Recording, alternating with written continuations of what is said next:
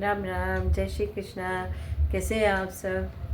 तो चलिए आज फिर से मैं एक कहानी आपके लिए लेके आई हूँ और ये कहानी की शुरुआत होती है दाने दाने पर लिखा है खाने वाले का नाम।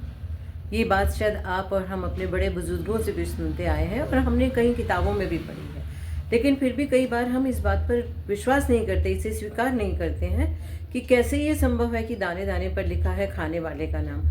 हम तो कहीं भी बैठ के ऑर्डर करके खा लेते हैं, घर में कुछ भी बना के खा लेते हैं।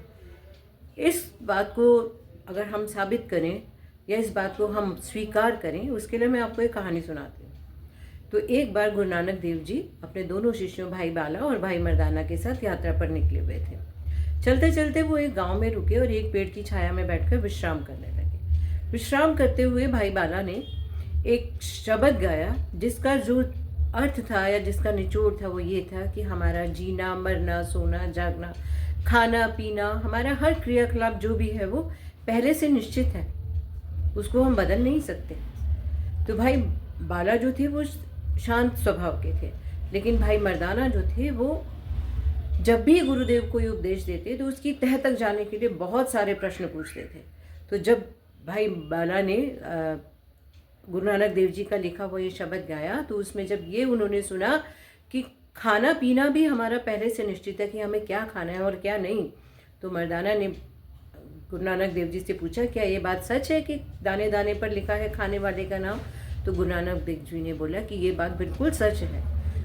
अब मर्दाना को उस बात की तह तक जाना था, तो उन्होंने क्या किया कि पास में एक मकई का खेत था, वहाँ गए और एक मक्का तोड़ के लाए और उस मक्का में से एक दाना तोड़ा और अपनी हथेली पर रखा और गुरुदेव से पूछा, बताइए ये दाना मेरे लिए है या नहीं है? तो गुरु नानक देव जी ने कहा, नहीं, ये दाना तुम्हारे लिए नहीं बना है।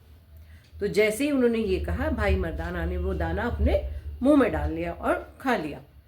उस दाने को खाते ही उनके गले में कुछ परेशानी हुई, जैसे वो दाना उनके गले में जाके कहीं अटक गया, तो उन्हें सांस लेने में परेशानी हुई। तो उन्हें भाई जो बाला थे उन्हें तत्काल उसी समय गांव के वैद्य के पास ले गए। तो जब वैद्य के पास गए तो वैद्य ने जब उनको देखा, उन्होंने कहा कि आपने कुछ ऐसा जो भी खाया है वो आपकी श्वास नली में अटक गया है, तो उसको बाहर निकालने के लिए मैं आपको नस्वार सूंघाऊँ। नस्वार एक ऐसा वो होता है, वो देश की कोई दवाई सी होती है, उसको नाक के द्वारा सूंघा जाता है।